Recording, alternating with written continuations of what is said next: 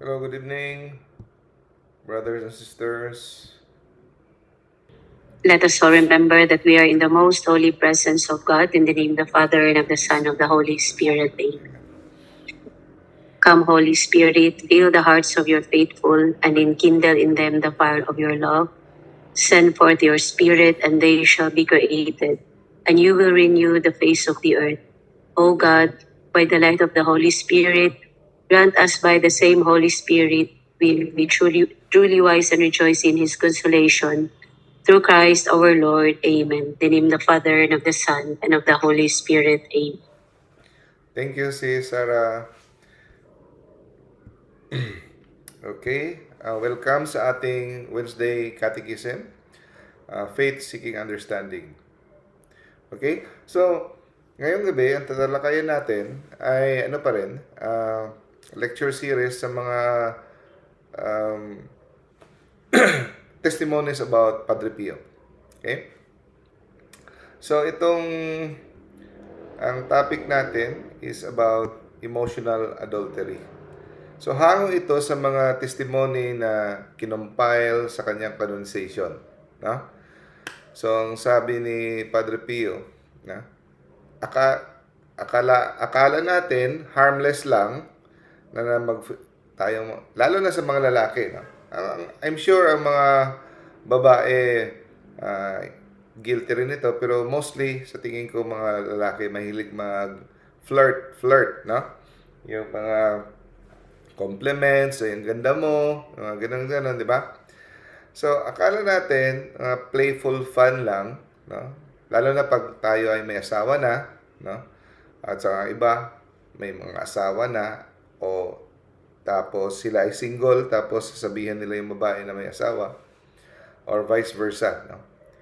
So, isang babae na maganda, tapos may asawa ka na, tapos may nakita kang dalaga, okay lang yung mag-compliment ka, di ba? Na maganda, totoo naman. Pero pag parati na, no? Tapos ikaw ay nagpapa ano bang flirt sa Tagalog, no? Kung sa kuan pa, kung sa Bisaya pa, igat-igat, no? Or nagtutukso-tukso, no? So akala natin no big deal, no? Hindi natin landi, landi pala, no? Wala landi. Akala natin okay lang, no? Playful fun. Hindi siya maganda. Okay? So, isang testimony, 1947, isang babae from Foggia, 32 years old, pumunta siya kay Padre Pio, nag-confess, well-dressed na babae. Sabi niya, she's been married for 8 years. And then, pumunta siya doon. Ang kanyang confession ay hindi tungkol doon sa emotional adultery. Yung mga confession niya, yung mga venial sins, no? Yung mga naubos yung pasensya sa mga anak niya, gano'n, no? Minsan nag-gossip siya, yung mga gano'n. Yun ang mga pinag-confess niya. Bigla siya nung ininterrupt siya, no? Ininterrupt siya ni Padre Pio. Sabi ni Padre Pio, "Tell me about the man you have been meeting." Ikwento mo sa akin ang tungkol sa lalaking pinagtatagpo mo. Bigla siyang no? Bigla siyang natameme, no? Nabulol siya. Padre, I don't know what you mean. Ano ibig sabihin? Kasi hindi niya alam na si Padre Pio nakakabasa ng kanyang kaluluwa, no?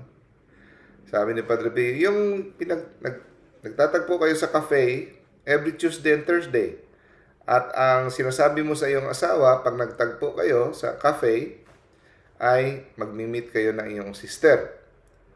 Doon, namutla siya, no? Hindi niya akalain na alam ni Padre Pio. Sabi niya, nag-uusap lang kami, Padre, no? We're just friends. I would never, gusto niya sabihin, I would never betray my husband. Pero, ininterrupt na naman si Padre Pio, no? Sinabi niya, pinagkakatiwalaan ka ng iyong asawa. Kailangan ka ng iyong mga anak.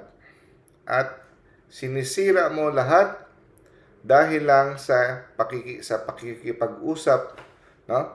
Na dahil itong pakikipag-usap na ito, it makes you feel young again, no? Na feeling mo nagiging bata ka ulit kay merong somebody, no? May taong nag-a-appreciate sa iyo na feeling mo nagiging bata ka ulit, exciting ulit, no? Sabi niya, dinipensa niya yung sarili niya. Sabi niya, never na kami, Padre, nag-holding hands. Never kami nag-kiss. Never ako niya na-touch. At pag nagmi-meet kami sa public places, ang pinag-uusapan namin about mga libro, about art, yung mga bagay na hindi ma-appreciate ng husband ko. Kasi iba yung taste ng husband ko. It was innocent, Father.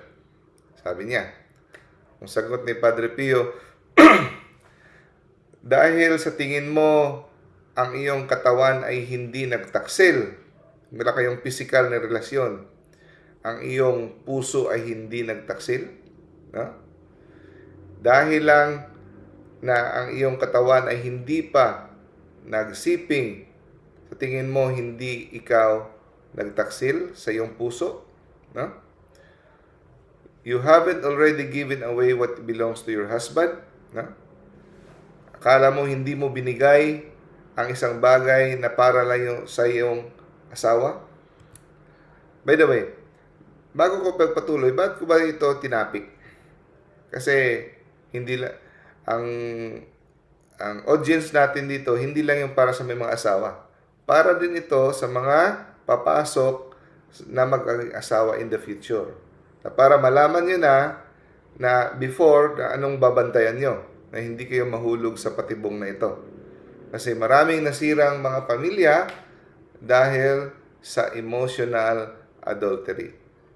Hindi magsisimula yan, mga kapatid, sa physical adultery, yung pagsisiping, pagtatalik. Nagsisimula lahat sa emotional adultery. Okay? So, patuloy tayo. Sabi ni Padre Pio, sa tuwing ikaw ay magdadamit ng maganda, no? Pipiliin mo yung damit mo, paghahandaan mo yung pagdamit mo dahil mag-meet kayo, you are being unfaithful. No? Yan ay simula na ng pagiging unfaithful. Every time na inuulit-ulit mo yung mga salita mo sa iyong salita niya sa iyong isipan, nag-enjoy ka, you are already being unfaithful. Kada compare mo sa iyong isipan na yung husband sa kanya, no? You're being unfaithful. So, ang adultery of the heart, no, is already adultery. Adultery pa rin yan, no? Nung narinig niya ito, umiyak siya. Pero hindi pinalambot ni Padre Pio ang kanyang mga salita, no? Firm si Padre Pio. Sabi niya, pag pinatuloy mo ito, yung pakikipag-usap sa kanya parati, no? Hindi lang ang iyong marriage ang mawawala, pati ang respeto ng iyong mga anak, kung ito'y matuklasan nila, at pati yung grasya, no, na binibigay ng Diyos para protektahan ang inyong pamilya, mawawala. No? And then, sabi ni Padre Pio, nakikita ko kung saan ito patungo pag hindi mo ito tinigilan. No? Sa tingin mo, kaya mo itong pigilan na hindi ito hahantong sa pisikal? Sa tingin mo, hindi. No? Akala mo ikaw ay matatag? Hindi. Hindi mo ito makokontrol. Sa loob ng 6 na buwan, pag hindi mo ito tinigil, you will cross the line. Magiging physical ito. No? So, at ang taong pinagtatagpo mo, no, ay kaya niya maghintay. Pasensyoso ang tawang to, no? Nawawala ako yung internet. Sige lang. So, ang taong kinakatagpo mo ay marunong maghintay, no? At hindi ito first time para sa kanya. Sanay na siya sa gawaing ito. Ha? So, umalis yung babae, nanginginig. So, sinunod niya ang payo ni Padre Pio. Sinabi niya, sinunod niya, tinigil niya na ang meeting. Hindi na siya nakipagtagpo. So, ang lalaking yon, nung tinanong niya, may asawa rin. At nung sinabi niya na hindi na ako pwede makipagtagpo sa iyo, walang reaksyon ang lalaki. Na? Walang reaksyon. Patuloy lang siya sa kanyang buhay. So, meaning, sanay na yung lalaki. Baka maka-score o baka kung ano. So, yun lang ang style ng mga naglalandi ng mga lalaki, no? Or minsan babae, lalo na yung may mga asawa, nilalatag nila ang kanilang bitag. Yung mga jokes na hindi naman nila talaga seryoso. O pag ikaw ay babae na nakikilig ka naman, pero sa lalaki, mga bitag lang yan. Sa'yo na kung papatulan mo o hindi, no? So, delikado talaga. At sa mga lalaking naglalatag ng bitag, ng mga kanilang paglalandi, malaki ang pananagutan. Okay? So, na-realize niya na tama si Padre Pio. No? So, ang lalaki nga ay naghihintay lang ng pagkakataon. So, one step na lang siya para masira ang kanyang pamilya. Sinabihan siya ni Padre Pio, alam mo anak, ang marriage, hindi lang ito kung ang pag-iiwas sa kasalanan. No? Hindi lang yan ang ating responsibilidad na iwasan ang kasalanan. Ang marriage is about actively pipiliin mo talaga na mag-build ng unity. Magbi-build, no? So, ay ano nyo, no? Itataguyod nyo ang inyong pag-iisa. Actively choosing each other. Hindi yung saan ka lang dadalhin ang ihip ng hangin. No? Sasadyain mo talagang, no? Sasadyain mo talagang piliin ang isa't isa. At sasadyain mo talagang mamatay sa iyong sarili. So, yung single ka pa, it's about yourself. Pero kung married ka na, iba na. Hindi ka na single. Hindi ka na pwedeng mamuhay ng single. So, yung mga gusto mo, hindi mo na pwedeng gawin na, so, ganito. Kailangan mo na mag-compromise sa gusto ng iyong asawa. Dying to yourself every single day. So, pag ang mindset mo ay ang gusto mo matutupad pa rin, yung gusto mo yung mangyayari, nagkamali ka. Hindi marriage ang pinasok mo. Masisira at hindi ka, no, makakabuild. So, sinunod ni Padre P. ng babae, no? And then, nagpasalamat siya na ang kanyang marriage ay naging stronger. Nakita niya accidentally yung taong katagpo niya after ilang years, no, 1953. So, nalaman niya sa information through an acquaintance na yung lalaki sa di kalaunan hiniwalayan ang kanyang asawa, iniwan ang kanyang anak, no? At siya ay nabubuhay mag-isa at parating umiinom dahil natuklasan ang kanyang style, no? Ng mahilig mag-affair, multiple affairs. Marami siyang mga kulasisi. So, tama lang din na hindi siya nagpadala doon. Okay. Another case, 1952. Isang lalaki na naman, 40 years old. Married siya for 16 years. May 4 na anak. Sinabi niya sa confession, naging boring na yung asawa ko. Overweight na siya, no? At hindi na siya nakaka-excite, no? Kasi wala na siya pakundangan sa kain, hindi na niya pinapabayaan na yung katawan niya. So, ngayon, meron akong friend, close friend sa office. Mas bata. Wala naman kaming ginagawang masama. Usap-usap lang kami. Tuwing kinakausap ko siya, feeling ko, may exciting ang buhay ko ulit. Naging masaya ako ulit. I felt alive again. Sabi niya. Feeling ko bumata ako ulit, no? So hindi naman to kasalanan, Padre, di ba? Sabi niya. Sabi ni Padre Pio. Kung ang iyong asawa nalaman mo na may ganun siyang karelasyon na friend, ano ang gagawin mo? Anong madarama mo? Biglang dumilim ang kanyang paningin at sabi niya, papatayin ko ang lalaking kanyang kinakatagpo. Sabi ni Padre Pio, o ngayon, ang iyong dangal ay importante at saka yung dangal ng iyong asawa ay hindi. No? So yung excitement mo, no, na nirarason mo ng iyong pagtataksil ay makatarungan. Pero pag ginawa ng iyong asawa ay hindi. So, pinagsabihan siya ni Padre Pio, hindi ikaw ay isang tao na naghahanap ng kaligayahan. Ikaw ay isang bata, no, na naghahanap ng bagong adventure, no? At handa kang sirain ang mga buhay, no, ng mga inosente para lang yung sa iyong kasiyahan. So, tinangkapan ng tao na i-depend ang kanyang sarili, no? Sabi ng tao.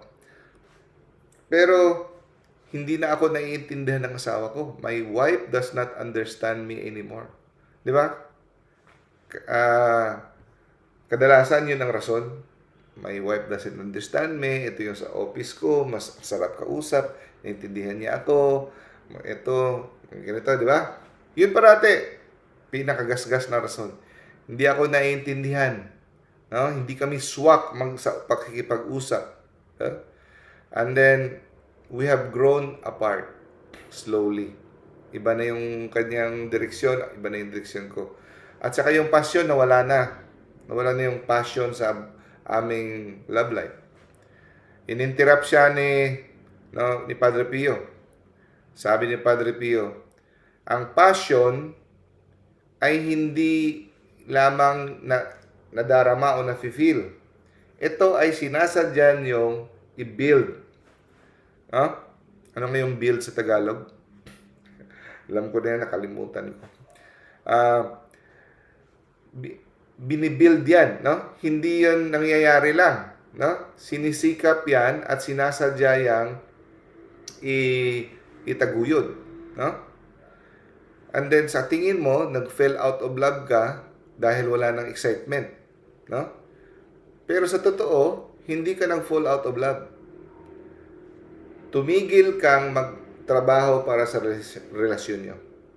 Tinigilan mong piliin siya. Tinigilan mong pagsilbihan siya. No? So, hindi basta nangyayari ang relationship. No? Sinasadya yan na itaguyod. No? Sinasadya yang itataguyod, i-build mo. No? And then, tinigilan mo rin ang mamatay sa iyong sarili. No? Yan ang ating para sa akin, pinaka-importanting verse. If you want to follow me, deny yourself. No? Ang ibig sabihin ng deny yourself, no? Dying to yourself. Deny yourself, take up your cross, and follow me. Yan talaga ang ingredient ng success sa buhay. Denying yourself. Hindi yung puro kung ano yung happiness mo. No? At ngayon, sinisisi mo siya kung bakit empty ang iyong relationship. Sinisisi mo siya, pero ikaw ang tumigil sa pagtrabaho para sa inyong marriage. No? At tinanong niya si Padre Pio, anong gagawin? Sabi ni Padre Pio, umuwi ka at tingnan mo ang iyong asawa. Iisipin mong first time mo siyang nakita. No? Tingnan mo siya na kagaya ng nung una mo siyang nakita for the first time, at alalahanin mo, no, nang you remind yourself kung bakit mo siya pinakasalan on the first time. Kasi medyo nakakalimutan natin no? Isipin mo ulit ang rason nung una kung bakit mo siya pinakasalan. At tanungin mo siya kung kumusta yung araw niya at totoong pakinggan mo siya. Doon pupukaw ulit ang iyong relationship. Makinig ka talaga totoo. At tulungan mo siya sa mga pagpapalaki ng bata. No?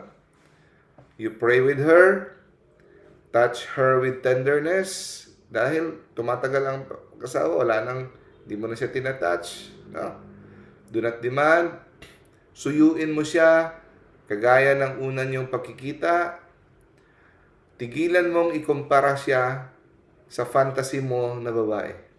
Kasi pag kinumpara mo ang iyong asawa sa kung anong pinafantasize mo, always talo ang iyong asawa o ang iyong husband o ang iyong wife. No? So, ang iyong asawa ay totoong tao na binigay sa iyo ng Diyos at maraming pagkukulang yan. So, pag ikunumpara mo siya sa fantasy na ideal woman, hindi talaga mag-i-swak, no? Ang iyong tao, yung asawa. Kagaya mo rin, no? Sa tingin mo perpekto ka, pero tinitiis ka lang din ng iyong asawa. So, nung narinig ng lalaki, galit siya una, umalis siya, pero bumalik siya after 6 months at nagpasalamat.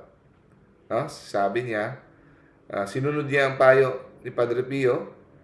Sa una, nagtaka pa. Medyo nagduda pa yung asawa niya bakit biglang bumait. No? Distant pa. Pero dahan-dahan, over few weeks and months, they started talking again. They started laughing. No? So, yung bigat na pinapasa ng kanyang wife ay yung pinapalaki niya ang kanyang mga anak na feeling niya hindi siya appreciated ng kanyang husband. Kaya, nagiging distant siya. Kaya may mga bitterness siya. Pero nung nagsimula na siyang ina-appreciate ng husband niya, kasi ang focus niya, binaling niya sa asawa niya. So, doon, nag-blossom siya. It takes two to tango. No? Kasi, ang taong may, kahit sabihin, walang third party. No? Yung parati sinasabi, naghiwalay kami, walang third party. Ngek-ngek mo. Walang ang third party, walang pagsisiping, walang nag-hotel, walang ganon. Pero ang puso mo, andun na sa fantasy woman mo. Andun na sa fantasy husband mo. Wala kang third party. Ngek-ngek mo, anon mo na. No? Andun na sa iba. No? Ang focus mo, hindi mo na, yung efforts mo, hindi mo na binibigay sa marriage mo. Tumigil ka nang mag-serve, tumigil ka nang mag-build. No? Tumigil ka nang pinili. Hindi mo na siya pinili, di ba? So, the passion returned, hindi dahil nga magic, kundi sa pamamagitan ng kanilang dalawa na they build together carefully. No? Sinabi ni Padre Pio, ngayon naintindihan mo na kung anong sinabi ni Kristo. No? So, ang marriage ay hindi feeling. No? Ang marriage ay desisyon araw-araw. So, araw-araw kang magdesisyon to love that person even when you don't feel like loving. To serve when you feel that you want to be served. And to stay, na manatili ka kahit ang sa tingin mo mas madaling umalis. No? Mas madaling umalis minsan kumpara sa Yan talaga ang guiding verse ko sa buong buhay para masurvive mo lahat. Deny yourself, take up your cross, and follow me. Kasi pag hindi ka marunong mag-deny ng sarili mo at parati yung self mo, yung kaligayahan mo, iniisip mo, hindi ka makakasurvive to become holy. No? So, most of the time, it is easier to live than to stay, di ba? So, sabi ni Padre Pio, ngayon, simulan mo na naintindihan kung anong ibig sabihin ni Kristo nung sinabi niya, a man must leave his father and mother to cling his wife. At ang dalawa ay magiging isang laman na lamang. Isang tao na, isang laman. No? One flesh means one life. Hindi yung separate life, may buhay. Yung ibang mag-asawa, parang nagsama lang sa isang bahay, parang board mates. Ibang buhay mo, direksyon mo, isang buhay mo, direksyon mo. No. Sikapin yung isang buhay lang kayo, isang direksyon. One future, one heart. Huwag mong hayaan na mag-drift apart kayo. No? Kasi bakit kayo nag-drift apart? Always one reason, pride. Pride, no? Kasi nasaktan ka. So, hindi ka marunong forgive, bitterness. You want to teach your spouse a lesson. Pag problema ko yung partner mo dense, hindi naman nakakaintindi, hindi niya alam kung bakit ka nagtampo, walang mangyari. So, hindi mo pwedeng ibigay kapiraso ng iyong puso sa iba. Kahit kapiraso lang, hindi pwede. At mag-expect ka na mag-survive ang marriage mo, pero may binigay ka na palang kapiraso ng puso mo sa isang tao. No? So, hindi ka pwedeng maglandi, no? You cannot flirt with betrayal and call it harmless. Hindi pwedeng harmless. Kaya ako, as I grow closer to God, pinipigilan ko talagang dila ko. Minsan, ang daming mga magaganda, mga pasyente sa clinic, mga ganon. Gusto mo mag-joke-joke, ang ganda mo, mga ganon yung mga flirt. Pipigilan mo. No? Kasi hindi maganda. Married ka. Saka, kahit sa mga conversation sa messenger, sa mga friend, ng mga female, bibigay ng advice, I keep the message as sisterly, brotherly. Yun. Wala nang yung mga pa-intimate. You have to discipline yourself. No? Kahit words lang naman, no. Doon na sa simula lahat sa words. Okay? Huwag kang maglandi-landi. You are toying with emotions. You have to be responsible. Okay? Sabi ni Jesus, you will give an account to every useless word that comes out of your mouth. Okay. Ang heart, ang puso pala natin ay hindi na-divide. Di kayang i-divide. Nababasag siya pag iyong pilit mong i-divide. Bibigay mo yung isang kalahati sa kabila. No? Dudurog siya. No? Pero hindi lahat nakinig kay Padre Pio. Ito yung example sa mga hindi nakinig. 28 years old, no, noong 1955, married for 5 years, no? Meron siyang na-meet sa wedding at nag-exchange sila ng letters. Wala pa namang text nung unang panahon, letters. No? So yung letters nila, nagsasagutan sila ng letters about music, about books, and slowly becoming more personal. No? And then, niisip niya na parati ang taong yon. Tapos nung pumunta siya kay Padre Pio, sinabi niya na wala naman kaming dinadawang masama. Letters lang. No? Never kaming naging alone together. Hindi namin na touch ang isa't isa. No? So sabi ni Padre Pio, alam ba ng asawa mo ang tungkol sa letters? Sabi niya, hindi. Pwede mo bang basahin sa harap ng asawa mo ang letters? Hindi rin. No?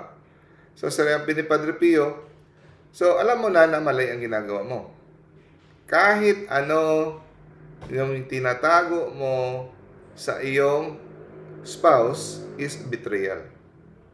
Kaya huwag kayong maniwala na pag husband and wife, may privacy kayo sa iyong cellphone. Hindi yan. Hindi yan pwede may privacy kayo. Dapat, pag nakita ng wife mo ang iyong phone, wala kang kinatatakot. kami ni Mrs. Pwede kami mag-exchange ng phone. Wala kaming tinatago sa isa't isa. So, anything that you must hide from your spouse is betrayal. No? Anything you must lie about is infidelity. So sabi ni Padre Pio sa kanya, you are committing adultery in slow motion. One letter at a time. Reklamo siya. Sabi niya, ang modern marriage, Padre, kailangan ng friendships. No? At isa pa, yung husband ko, hindi niya na-meet yung emotional needs ko. No? Ang mga letter na ito makes me happy. Sabi niya. Sagot ni Padre Pio, hindi responsibilidad ng husband mo na i-fulfill lahat ng emotional needs mo. Hindi niya kayang i-fulfill yan. Diyan papasok ang prayer. Kaya nga may prayer, doon mo ma-fulfill yung emotional need mo. Doon din papasok ang relationship mo with other women. So it's delikado talaga makipag-relationship na friend with opposite sex pag ikaw ay married. Pwede ka makipag-friendship with the same sex. At also, doon din papasok na makakatulong sa emotional needs mo, spiritual direction. Spiritual direction sa mga pare. So, but you have to choose a trusted priest. Now, ngayon, pinili mo na pawiin ang emotional needs mo sa isang tao na hindi mo asawa. At tinatawag mong friendship, At iniiwasan mong tawagin kung ano talaga ang pangalan niya. Ang pangalan ay pagtataksil, infidelity. It is betrayal. Kung hindi mo titigilan, it will destroy you. Umalis ang babae, umiiyak, pero hindi siya nakinig. Pinagpatuloy niya ang pakikipagsulat. After 6 months, iniwanan niya ang kanyang asawa at nagsama sila ng lalaki na kanyang kasulat. Pero ang kanilang affair, hindi umabot na 1 taon. Napagod din na-bored din yung tao sa kanya at iniwanan siya at pinagpalit siya sa isang mas bata pa. Sinubukan niyang bumalik sa kanyang asawa pero hindi na siya tinanggap ng asawa niya. So, at nawala ang respeto ng kanyang pamilya sa kanya. So, she ended up living alone with her mother. Bitter. At sa kami niya. Sira ang buhay niya. Okay? Si Father Alessio Parente, ang close ni Padre Pio, sabi ni Father Alessio Parente, nung nalaman daw ni Padre Pio kung anong sinapit ng babae, umiyak daw si Padre Pio. Naawa siya sa babae. Hindi sumunod sa kanyang payo. So, ibig sabihin, umiyak si Padre Pio, hindi lang binibigyan niya dahil stricto siya, talagang genuine ang concern niya sa kada taong naghingi ng advice sa kanya. Okay, 1961, merong isang military officer na pumunta kay Padre Pio, nag-confess, at sinabi niya, sa military base, nakadevelop ako ng close friendship sa isang babae. So, sabay kami mag-lunch, nagtanghalian kada araw, at pag nag-usap kami, umaabot ng ilang oras. Naiintindihan niya ako. Di ba? Ganun parati. Naiintindihan niya ako na hindi kagaya ng pag-unawa niya ng gaya ng asawa ko. Pero, Padre, wala kaming physical na relasyon. Okay? Friendship lang. Maintindihan naman siguro ng Diyos. Tinanong siya ni Padre Pio, nag-open up ka ba ng problema mo sa pamilya niyo sa babaeng yun? Sa kaibigan mong babae? Yeah, oo. Alam ba at ino-open up mo ba sa asawa mo ang tungkol sa friend mong babaeng ito? Hindi. Kasi hindi niya maintindihan, baka magalit. Sabi ni Padre Pio, so, kung gayon, sabi niya, mas pinili mo ang babaeng ito sa iyong asawa. Mas pinili mo ang iyong babaeng ito kumpara sa iyong asawa. Ginawa mo siyang confidant. Pinagkatiwalaan mo sa iyong intimate feelings. Ginawa mo siyang emotional support, no? Your source of understanding. Binigay mo sa kanya ang intimacy na karapat-dapat sa iyong asawa lamang. So yung mga emotional support, understanding, dapat sa iyong asawa lamang. Kahit hindi man kayang ibigay ng asawa mo, hindi mo pwedeng ibigay sa iba. Hindi mo pwedeng ibigay sa iba. Kung hindi mo kayang ibigay ng iyong asawa, pwede mo kunin yan sa iyong mga friends na lalaki. Prayer, pouring out your heart to God, never sa ibang babae. Okay? And you have hidden it because you know it's wrong. Tinago mo dahil alam mong mali. Okay? Sabi ng officer, try to defend himself. No? Ang wife ko cold. Distant. Hindi siya interesado sa aking mga trabaho. Hindi niya intindihan. Kinat off siya ni Padre Pio. Alam mo ba kung bakit cold ang iyong asawa? Dahil ikaw ay distant. Bakit ka distant? Dahil binigay mo ang iyong emotional energy to someone else. Kasi yung emotional energy, nakakapagod ibigay sa maraming tao yan. Usually, ang kaya mo isa lang. Hindi pwedeng hatiin ng puso nga. Nadudurog yan pag hinati mo. No? So, yung ikaw ang gumawa ng problema mo na ginagamit mo na ngayon para ipangkatarungan sa iyong pagtaksil. Ginagamit mo, ikaw ang gumawa sa problema na ginagamit mong pang-justify sa iyong kataksilan. Umuwi ka, huwag mo nang kausapin itong babae na kayo lang mag-isa. Pwede mo siyang kausapin na marami, pero never speak to this woman alone again. No? Kung hindi mo ititigil, mawawala ang iyong pamilya. Kasi ang layo pa lang, ilang buwan, ilang taon, nakikita na ni Padre Pio ang direksyon. Your honor, and hindi lang yan, pati yung iyong kaligtasan. Sinunod ng officer ang kanyang payo. After a few years, sumulat siya kay Padre Pio ng pasalamat. No? Sabi niya, niligtas, sinalba ni Padre Pio ang aking marriage. At na-realize niya na totoo nga, na-realize na dahan-dahan pinapalitan na niya ang kanyang asawa sa ibang tao. Dahil na-realize niya mas madaling magpalit kumpara sa mag-repair. Kasi kailangan ng hard work eh. Kailangan ng hard work ang pag-repair. Madali lang eh. Ang pagpalit, di ba? So, nakakatamad. So, kaya ang iba, ginagawa, pinapapalitan. Imbis to work hard, to repair the relationship, to ignite, para ulit ang apoy, palakihin ulit ang apoy, di ba? Kailangan mo nang mag-work hard. Yung mga tao tamad. Gusto easy lang. Instant noodles, instant wife, instant husband, instant gratification. No? So, emotional infidelity, emotional adultery, is still adultery. No? The heart that strays is already adulterous. Kahit yung katawan ay nanatiling tapat, pero ang puso ay naging taksil na, it is still adultery. Dapat nating i-confess. Sabi ni Jesus sa Matthew 5:28, everyone who looks at a woman with lust has already committed adultery with her in his heart.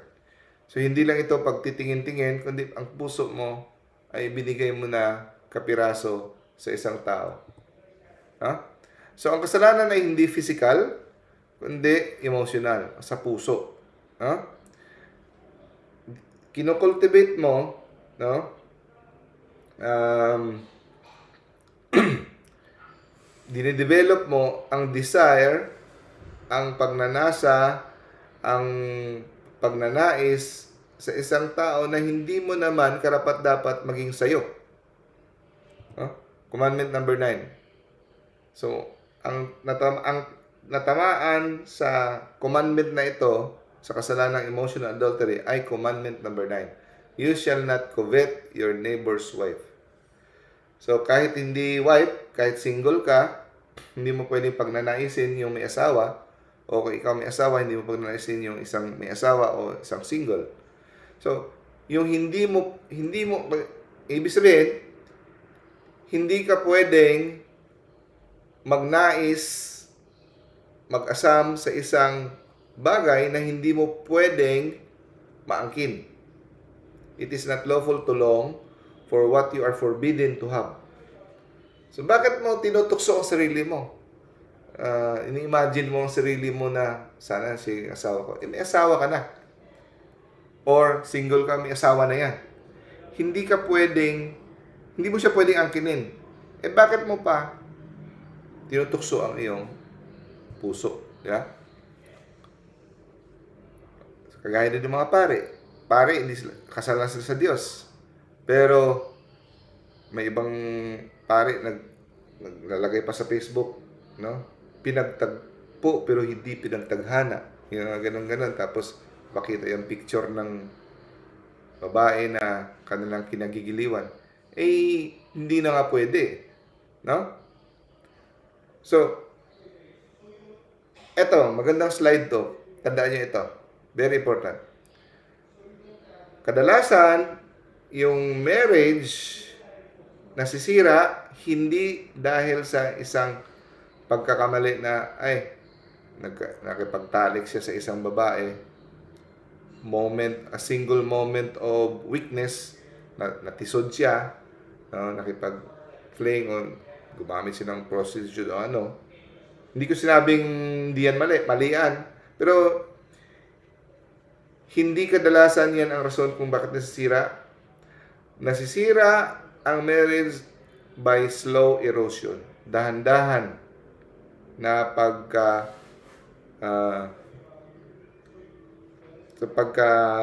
giba ng marriage. Nagsisimula yan sa compliment. Ang ganda mo. Sana ikaw ang asawa ko. Mga ganun. Yung mga matatagal na pagtitiginan. Balik sa isipan mo. Conversation na medyo intimate. No? A friendship na yung topic ay iba na. Medyo may personal na about intimacy. No? So, at before mo malaman, huli na ang lahat. Nahulog ka na. You have built a secret world with someone. No? And then yung marriage mo, naging empty shell na. Wala nang saysay. No? 1963, ibang case na naman. Isang babae, ibang kaso to. Iniwanan siya ng kanyang asawa. At tinanong niya si Padre Pio kung may pagkukulang ba ako? May ano bang pwede kong gawin sana na hindi niya ako iniwan? Pakinggan niya ito Pinanong siya ni Padre Pio, kailan mo na pansin na medyo distant na siya sa'yo? Sabi niya, mga 2 years ago, nang simula na siyang umuwi parati late. Tapos, hindi niya na ako niyayakap, tinatouch affectionately. No? At parati siyang inis sa akin, impatient, critical, parati akong pinupuna 2 years ago. At nung tinanong ko siya kung may problema ba, ang sabi na ng asawa niya parati, stress lang siya sa trabaho. Sinagot siya ni Padre Pio. Ang sagot ni Padre Pio, hindi niya inaasahan. Ang sabi niya, pinagtaksilan ka ng iyong asawa, pero pinagtaksilan mo rin ang iyong sarili. Bakit? Nung napansin mo na siya ay pumapalayo sa iyo, hindi mo pinaglaban ang iyong marriage. May responsibilidad din pala tayo na ipaglaban ang ating marriage. Hindi na yung pabayaan lang natin. Nirespeto ko sa kasi, ayoko sabihin niya na silosa ako. Pero may limit Hindi naman yung sobrang praning ka naman na nakakabuisit din yung silosa. You did not fight for your marriage. Tinanggap mo lang ang kanyang explanation, hinayaan mo siyang lumayo ng lumayo.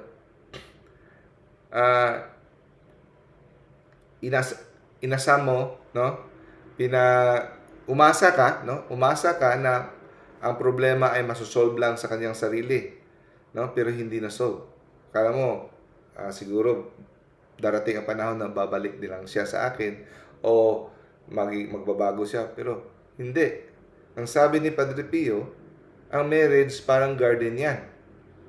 Pag hindi mo na binunot yung mga weeds, no? Mga dadami ng dadami. So, responsibilidad ng asawa mo ang kanyang choices, pero responsibilidad mo rin ang iyong choices. No? Inignore mo. No? Binaliwala mo ang mga signs. May kasalanan ka rin. You have to fight for your marriage. Kasi hindi mo binaliwala mo ang signs dahil hindi komportable, uncomfortable na may conflict. Pero minsan mas importante na pag-usapan niyo kung anong problema. Hindi lang yung pabayaan niyo lang. Okay. So tolerating small betrayals led to large destruction. So kagaya ng dam, may konting leak ang dam, lalaki ng lalaki yan. The leak will always grow. So yung sinasabi mong harmless friendships, emotional infidelity, the flood will come. No? 1966, before namatay si Padre Pio, 2 years before siya namatay, nagbigay siya ng lecture sa mga group of married people. Ang sabi niya, tandaan niyo ito, kasi kaya natin, hindi ako happy. Pumasok nga ako sa marriage para maging happy, tapos hindi ako happy. Siguro itong office mate ko, mapapahappy niya ako. Ganun, no? Marriage is not about happiness. Okay? Kung pinagsikapan mong itaguyod ang iyong marriage, siguro magre-resulta sa happiness. Pero, primarily, marriage is not about happiness. It is about holiness. Yung nagsisikap kayong madala ang isa't isa na magiging saints, na madala mo siya sa langit. Yun ang goal. So, sacrament ito eh. Di ba ang sacrament, dadalhin ka sa langit? Confession, pag napatawad ka, magdala ka sa langit. Baptism, dadalhin ka sa langit. Eucharist, dadalhin ka sa langit.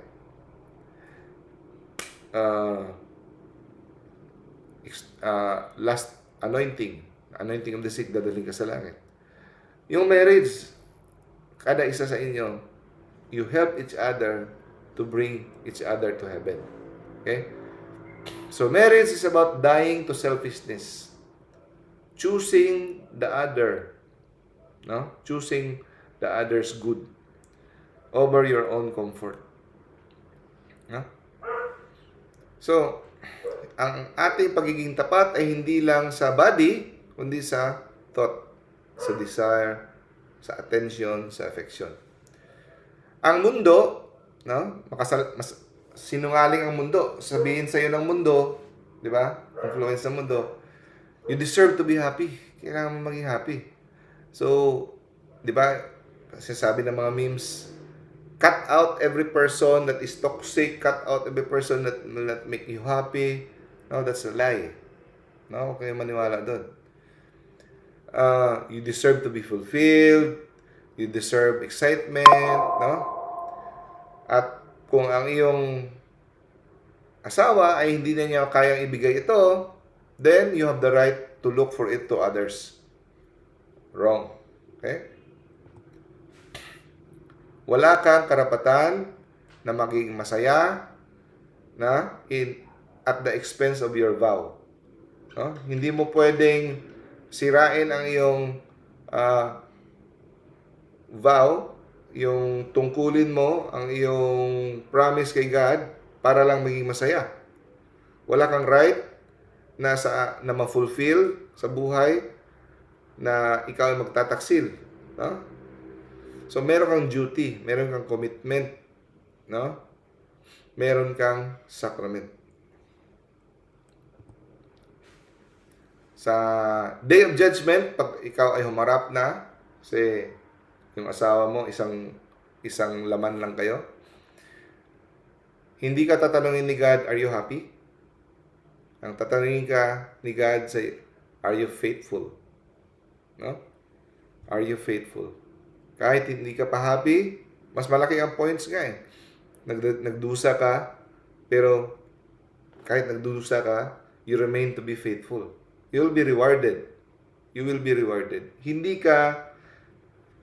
Kung sa Bisaya pa, hindi ka gansi, hindi ka alkanse, hindi ka kulangan yan. No? Mas malaki ang points. So, every time you flirt with someone, you're playing with fire. Naglalaro ka sa apoy every time you flirt with someone. Okay?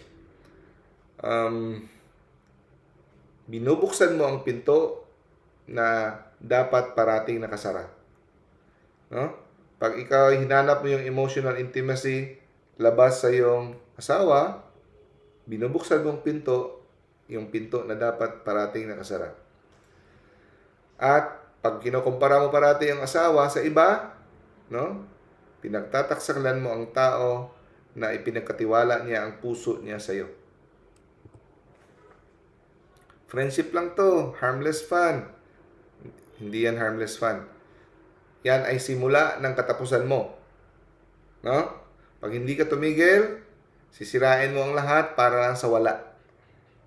Sirain mo ang lahat na importante sa iyo, no? Para lang sa wala. So isang babae bumisita, 1958, 45 years old siya, 20 years married na siya. At sinabi niya kay Padre Pio sa confessal, I fall in love with someone. No? Inaakala niya, sabihan sila ni Padre Pio na God will understand, God want you to be happy, okay, go on. Pero ang sinagot ni Padre Pio sa kanya, what God joins, no human emotion can separate. Kagaya ng sinabi sa Biblia, kung anong pinagsama ng Diyos, walang tao makapaghiwalay kahit pa kung ano yung dinadarama mo. No? Sabi, nalilito ka lang siguro sa akala mo love pero infatuation. Akala mo commitment, no? Pero feeling lang. Akala mo, no? Ang desire dapat duty, no? Hindi pwede desire. Okay? So pag hindi ka tumigil, pagsisisihan mo habang buhay. So, hindi siya naniwala kay Padre Pio, no?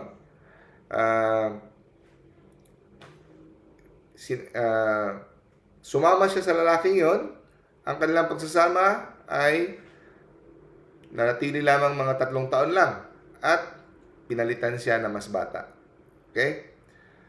So, the next 40 years, she spent alone. No? So, yun. Walang happy ending. Kahit pa siguro hindi kayo naghiwalay, wala pa rin happy ending. Kasi sa judgment, you will burn in hell forever.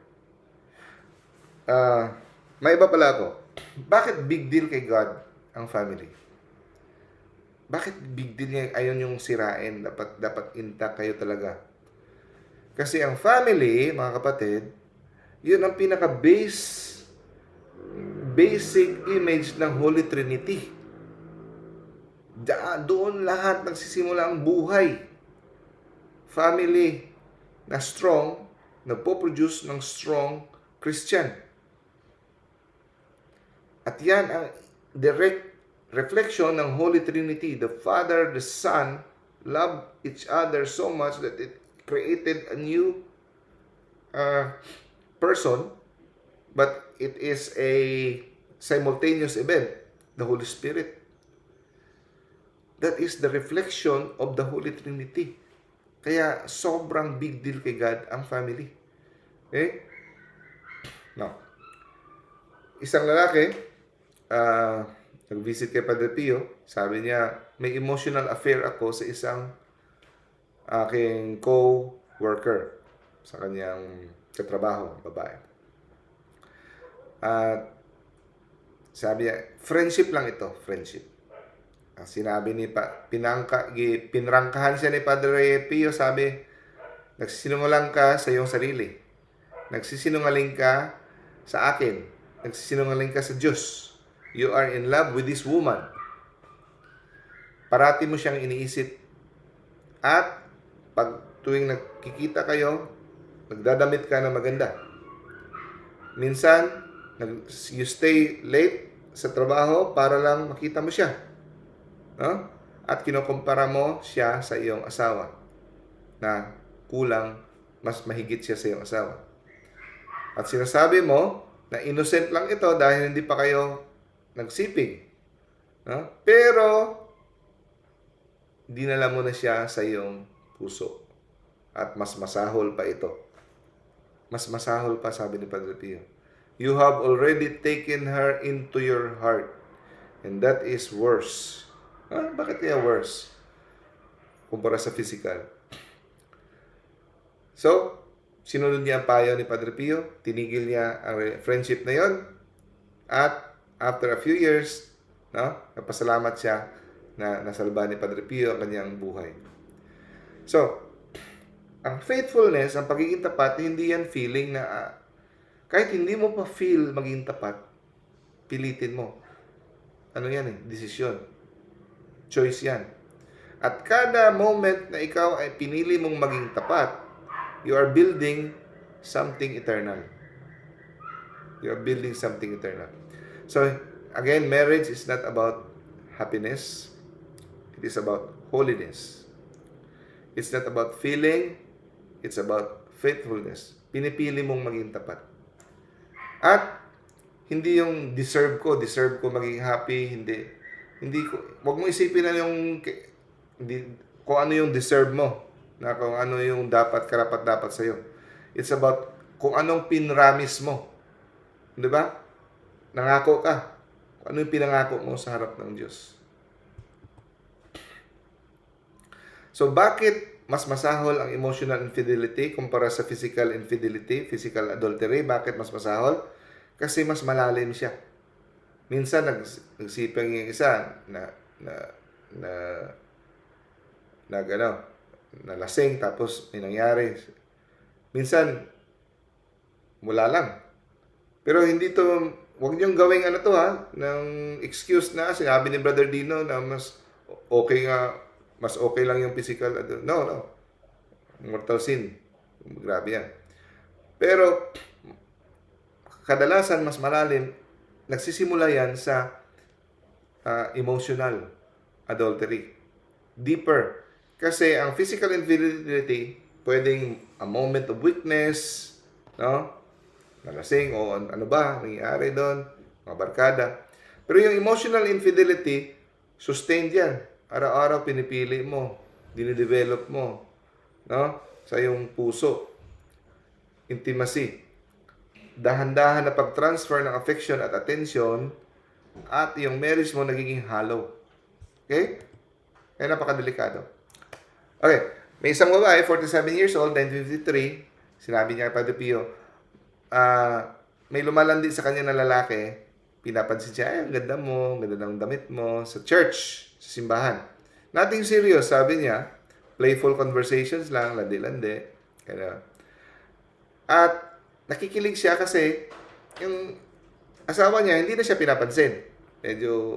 Kasi, di ba, nasasanay na kayo sa isa, hindi na kayo pinapansin, hindi ka na sinasabihan na ganda ka, hindi ka na binibigyan ng bulaklak. Eto, binibigyan siya ng pansin. Kada makita siya sa church, ay, ganda mo. Kinikilig siya. Okay? And then, harmless lang. Sabi ni Padre Pio, alam mo yung lalaking nag-flirt sa'yo, ginagawa niya sa lahat ng babae, hindi lang sa'yo. Akala mo special ka para sa kanya? No. You are just a game that he is playing while his wife is at home. So, pag tinuloy mo at tuloy kang kinilig dyan, you will destroy your marriage, At ang lalaking maglalandi sa'yo, kakalimutan ka lang, Kakalimutan ka lang niya as fast as you think, So, natauhan siya, tinigil niya. So, nung nakita niya after 5 years yung taong mahilig maglandi-landi, nakita niya, naghiwalay na siya sa kanyang asawa at yung mga anak niya hindi na kumakausap sa kanya. Dahil, na-discover yung kanyang style. Again,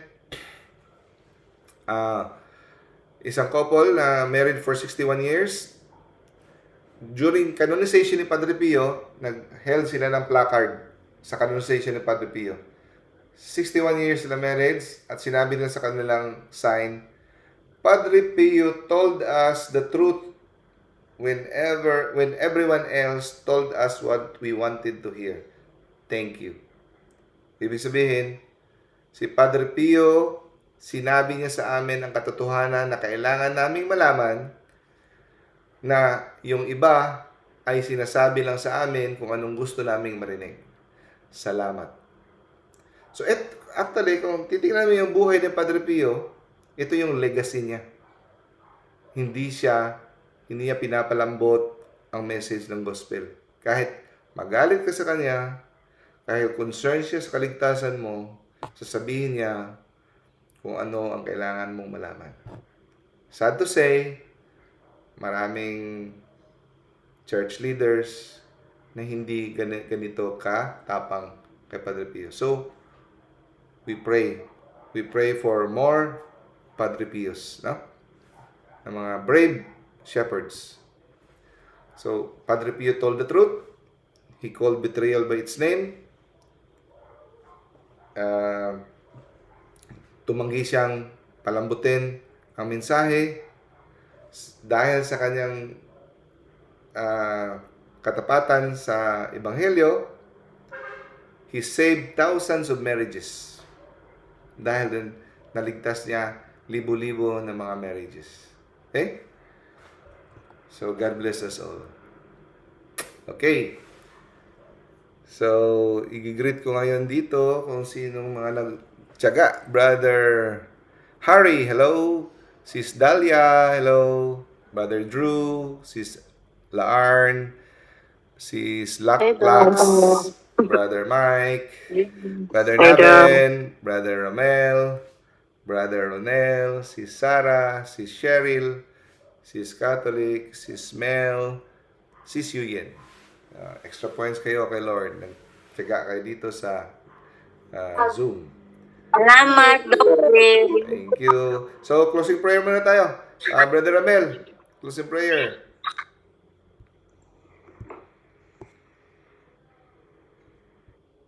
Sandali lang, may chat. Baka may tanong. Okay. May tanong. So, sasagutin ko muna itong tanong, ha? Applicable po ba sa mga tao na in a relationship pa? Yes. If you're in a relationship and you're already in a serious relationship going to engagement, hindi na magandang maglandi-landi at mag-flirt because it is already toying with emotion. So, hindi mo kayang panindigan pag siya ay na-develop sa'yo at you are opening up next stage. Engagement is next stage to marriage. So, you are being unfaithful to the feelings. So, hindi rin maganda. Okay? Hindi maganda. Okay. Brother Romel, closing prayer tayo. Doc. Tinig po ba ako, Doc? Narinig. Sige po. Okay, mga kapatid, let us pray in the name of the Father, of the Son, and of the Holy Spirit. Amen. Lord God, thank you for your presence with us in this moment. As we depart from this meeting, we ask you to bless us throughout the remainder of the day and guide us safely. We give thanks also to your disciple, Doc Dino, who did not hesitate to share with us what he knows about your church. Do not let the learning and conversation of this gathering die, but instead, may they continue to ruminate within us and bear fruits in our heart for ourselves until we see each other again. We ask this in the name of Jesus, in the power of the Holy Spirit. Amen. Amen. Mother Mary, pray for us. Saint Joseph, pray for us. Saint Padre Pio, pray for us. Saint Augustine, pray for us. Saint Mary of Egypt, pray for us. Saint Apostle Jude, pray for us. Saint Teresa of Little Flower, pray for us. In the name of the Father, and of the Son, and of the Holy Spirit. Amen.